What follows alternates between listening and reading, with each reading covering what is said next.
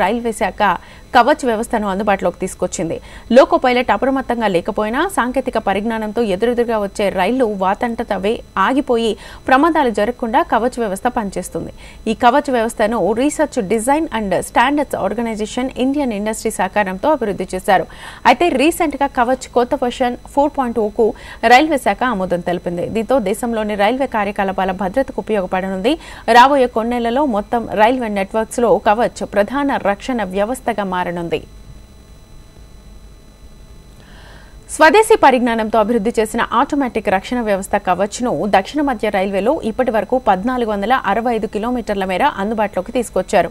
ఇప్పుడు కొత్తగా Kavach 4.0 latest version ను దక్షిణ మధ్య రైల్వే సనత్ నగర్ వికారాబాద్ సెక్షన్ లో 63 కిలోమీటర్ల సక్సెస్ఫుల్ గా రన్ చేశారు. అలాగే కవచ్ వర్షన్ 3.2 ను నాగర్సోల్, ముద్గేట్, ధర్మాబాద్, నిజాం